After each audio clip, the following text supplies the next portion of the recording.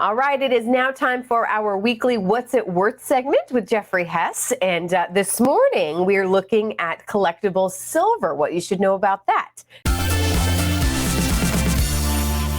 Hi, I'm Jeffrey Hess. I'm with Hess Fine Art in St. Petersburg, Florida.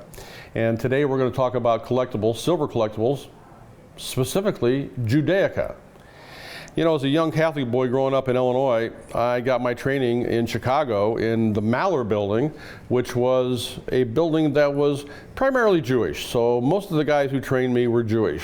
I learned early on the value of Judaica, and in fact, one of my teachers had me running around Illinois looking for not only the watches and the jewelry and things that I love, but he had me scouting out Judaica as well. So I learned very quickly.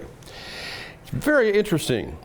You know, Judaica can be incredible jewel-encrusted items, but typically Judaica, most Judaica you see, was handmade and often in Eastern European countries.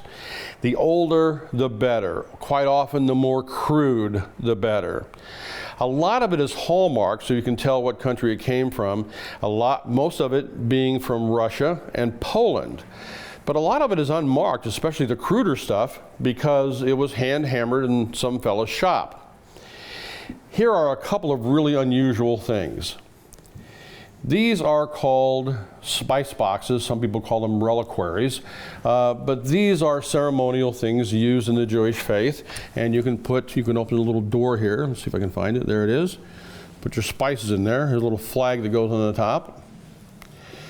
And this has a lot of open work, so you can get the cents, S-C-E-N-T-S, out. Not the pennies, but the cents. And these are all Russian hallmark from various makers. These two items here are Torah Pointers. And of course they use these to point to the Torah, to point to the text that they're studying.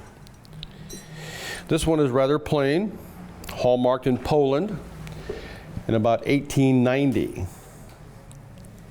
This one is very elaborate with Russian hallmarks, has a big stone handle, has the menorah on top, stones set, very large pointer, and also has a spice box top. Now, it's not made by Fabergé or any of those guys. If this Torah were made by Fabergé, it would probably be a $40,000 to $50,000 item. This is probably a $500 to $1,000 item. This one probably in the $300 to $500 range. By the way, this is a whole lot more than the silver value. These two things, these two spice boxes, you know, again, not by famous makers, so they're probably just worth double to 4 to 5 times the silver value. It depends on the maker, it depends on the age, and it depends on how beautiful it is. If you'd like to know what it is, come in, we'll take a look at it, we'll evaluate it for you.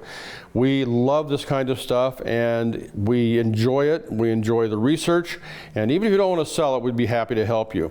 By the way, Judaica can come in many forms. The most common is the Kiddush Cup, a little silver cup that was used for ceremonial wine, and they're worth a little bit over the silver value, and it goes clear up to big giant chest pieces that were worn over the chest that are made out of sterling silver that can be worth hundreds of thousands of dollars.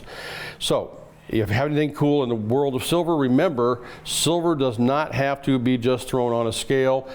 Silver has value. A lot of silver is worth way above the silver value. So come and see us and we'll tell you at Hess Fine.